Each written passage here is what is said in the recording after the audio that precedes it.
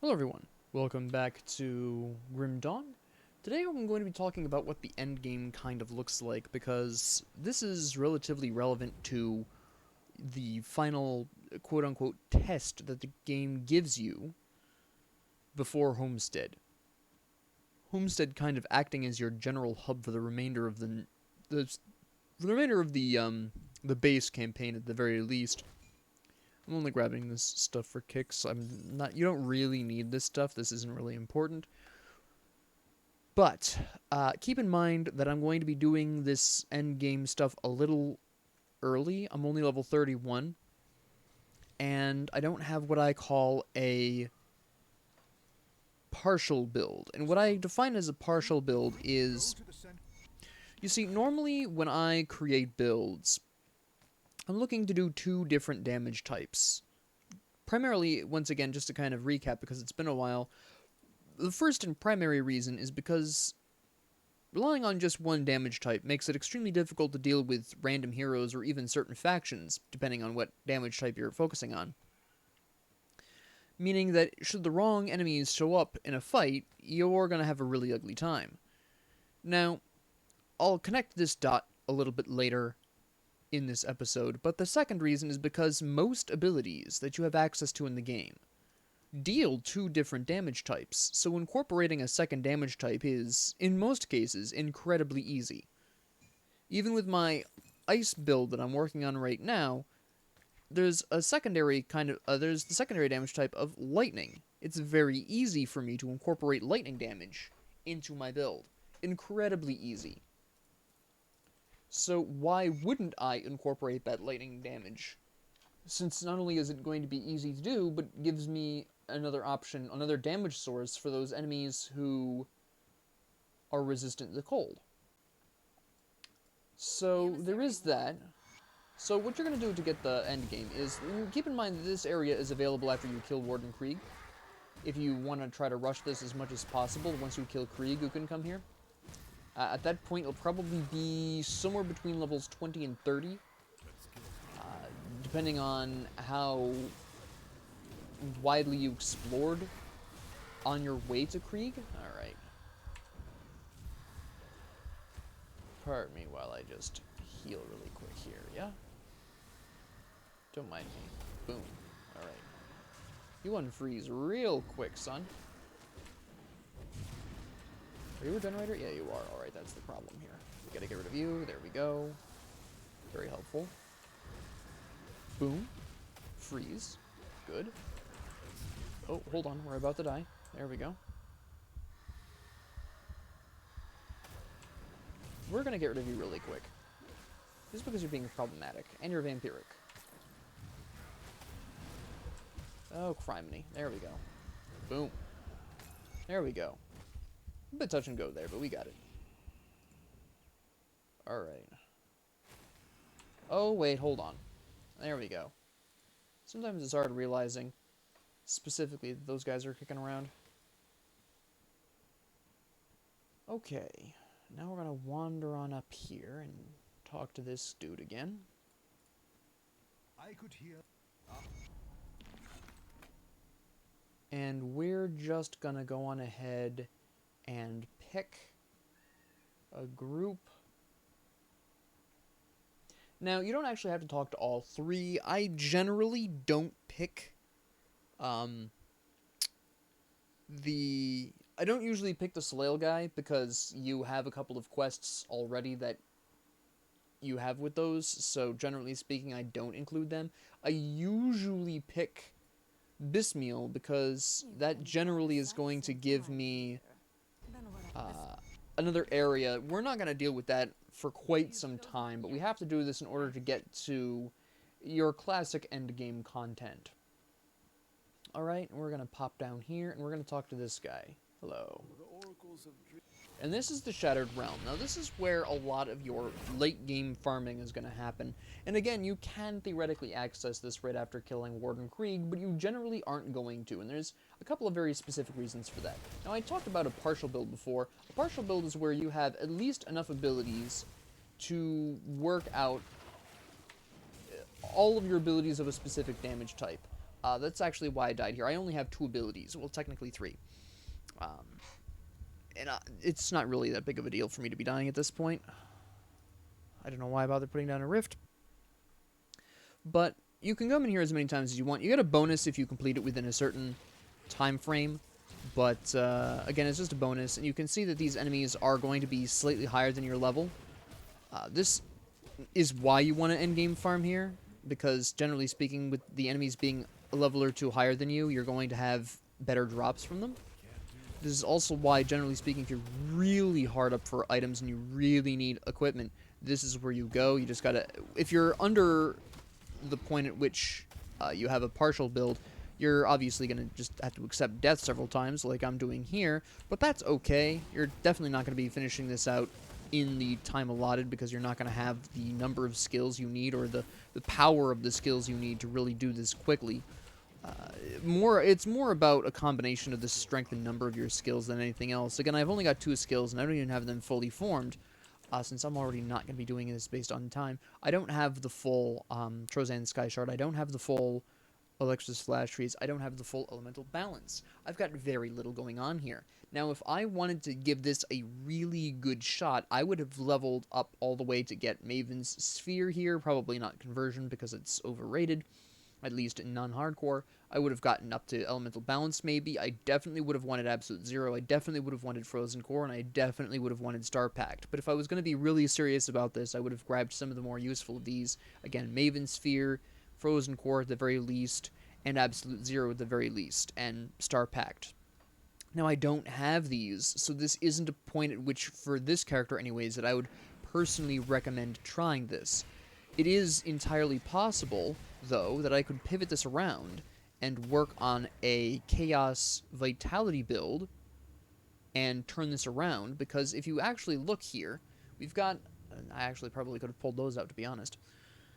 We could probably pull all this out, except for Inner Focus, and just gone Slail's Witchfire, Second Right, Sickle of Consumption, Destruction, Doombolt, and Possession, and we probably would have had a really good shot at this. And if I die again, I'll go on ahead and do that just so you can see hopefully a bit more of what I'm talking about here. It would really depend on if I could really pull that off. I think I could at this point.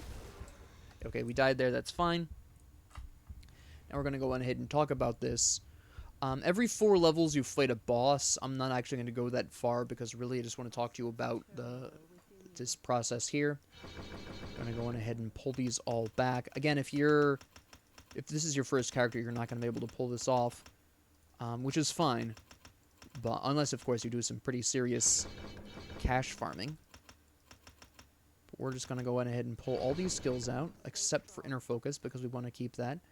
We're just going to boost all the way up here. Actually, we're going to grab Slail's Witchfire really quick here. Seal of Consumption. Boost this all the way up here. We're not going to be able to make it to the full build here, but we're going to do a pretty good job, regardless. And then what we're going to do is go on ahead and throw that on there. Go ahead and throw that on there. We're going to probably forge... let me see. What do we want to forge? This. Why not, right? That's trash. That's a little... Well, actually, can we get a 2-handed weapon that does this? That'd be really much better. We don't have that? No? We'll just go on ahead and make a random 2-handed whatever then. Nope. We want something at least decent here. I need to be level 35 for that? Really? You've betrayed me in my hour of need. They all need to be level 35.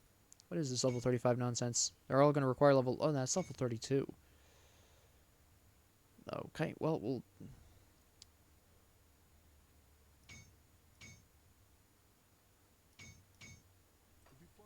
Yep, that's not at all what we needed, but okay. Get rid of these 2 while we're here. Nah. And we don't need that either.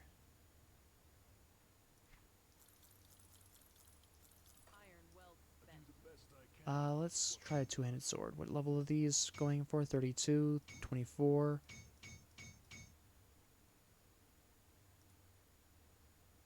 Well, it does chaos damage, so we're going to go ahead and temporarily equip this. Boom. And we're just going to wander back in here really quick.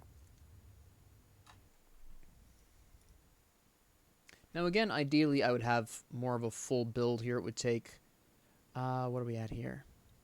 2 to 3, I can't really tell with that because unfortunately they don't give me numbers, but...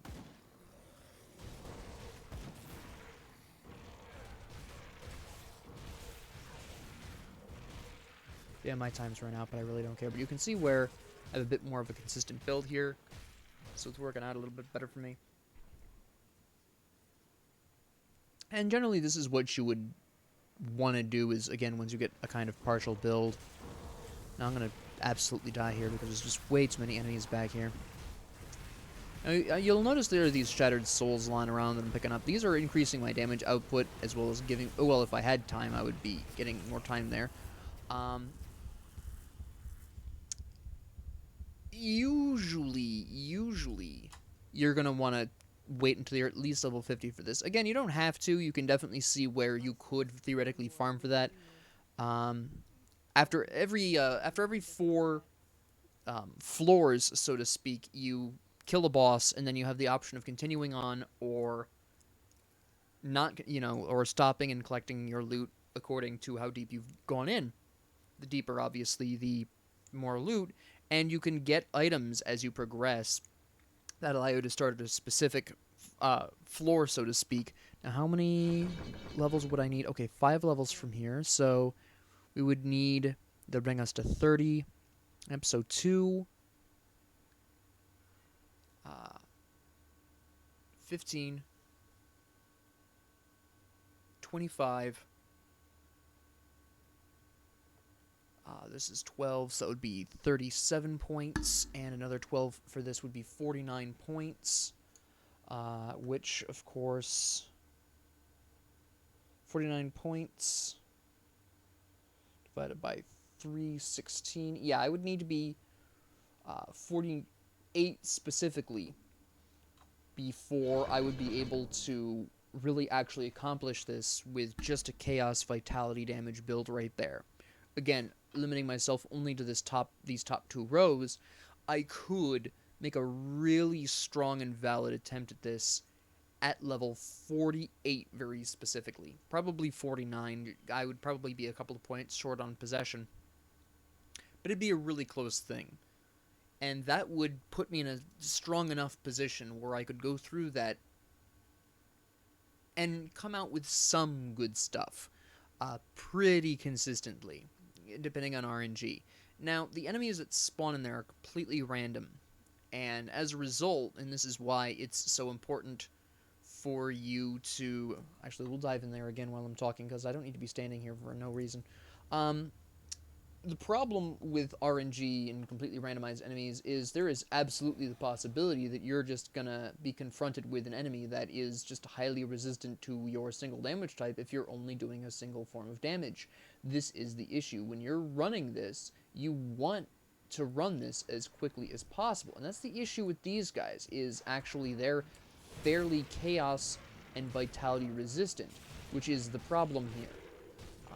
I'm chipping away through it because of the difficulty mode, but you can see where there's definitely an issue where those are kind of like a roadblock for me. I could go around them, I could avoid them, and I'm going to go on ahead and go in there and show you that I could just circumnavigate them because I want to finish at least one floor, because when you fill this blue bar up here, you move on to the next shard, basically the next floor.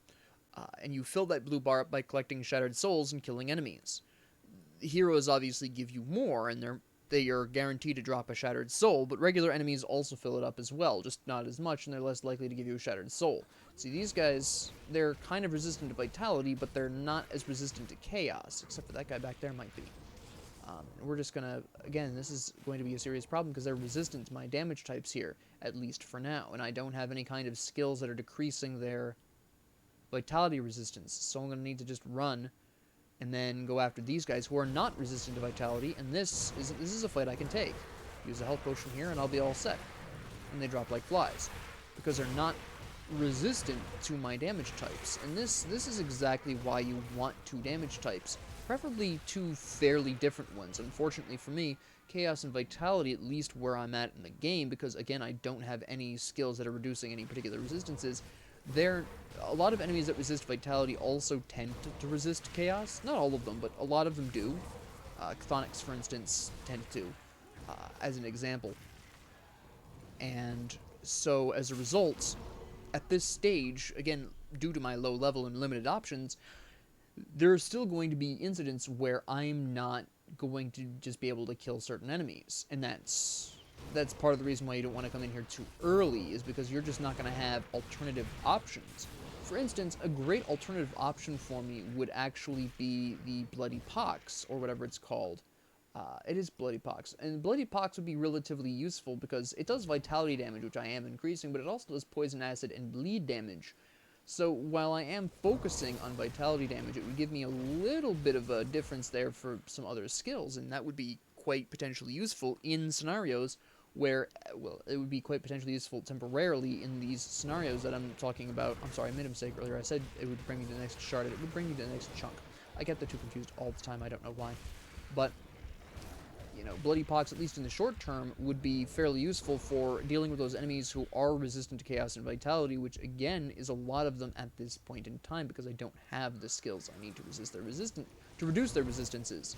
So that's why I always advocate for two different damage types. Later on in the game, when I have more devotion points and I have more skills, I can go on ahead with a full Chaos Vitality build and be less concerned about enemies' resistances to those damage types. But at the end of the day, that's why I advocate for two damage types, and that's why it's so important to not just have one damage type, because that way you don't have to go skirting around specific enemy factions or specific heroes just so you can not die to them. So this episode was primarily just focused on kind of showcasing what the end game is kind of looking like. Again, you are going to want to blitz through that as fast as possible, so it is important to have a variety of skills, because obviously the more skills you're casting, the more damage you can output just in terms of sheer volume most of the time, unless you're going for a full auto build. Um, that's generally the case. So you have these, the higher your level, the more options you have to not only deal damage but to inflict different types of damage, and that makes that a little bit easier for you. Again, with this particular character, if I wanted to go full Chaos Vitality, I'm looking at level 48, 49. Probably for a lot of builds that I could potentially run here, it would be pretty much the same. Again, I could grab Bloody Pox to kind of diversify, and Bloody Pox is actually very useful in most cases there, except against bosses. It's kind of useless against them, but you can kind of see where this is going. And this is why the boss fight before Homestead is so vitally important. He's really testing your ability at that stage to handle the Shattered Realm. Um, Obviously, at veteran difficulty, you're too low of a level to really know, but it's more testing out your ability to deal with groups. Does your current build, as early as it is, can it handle groups? If no, get something that can. If yes, keep on going and make sure to level up that specific ability. A better test is when you go back to Homestead at the elite difficulty, because that's going to be a bit more of a better measure. At that point, you'll probably be past level 50. You'll probably be even in your 60s at that point. And that is a much better parameter, much better bar to set for your build on whether or not you can handle the large groups of enemies in the Shattered Realm. Because another really nice thing you might want to do is just try to gather up multiple groups. You noticed in that particular instance I was fighting groups one at a time, but later on in the game when I have better armor and I have better equipment and I have more skills, what I'm going to want to be doing is kind of gathering up groups 2 or 3 at a time depending on their proximity and wiping them all out in one large group, which would give me more time and etc. So there is also that to consider. Well, I'm going to come back to this at level 50 to show you again what it would look like with a more complete build, but for now I just wanted to kind of give you an indication. Again, I could run through that, I could struggle through that the rest of the way and grab some equipment, but at this particular point in time, that would be a lot of experience lost for me because I'm too early here for my build. So, with that being said, thank you all very much for joining me. If you liked this, please like and subscribe. If you didn't, please ignore me. And if you have any comments, questions, concerns, ideas, suggestions, or requests, please leave them down in the comment section below. And thank you all very much for joining me, and have a great 24 hours.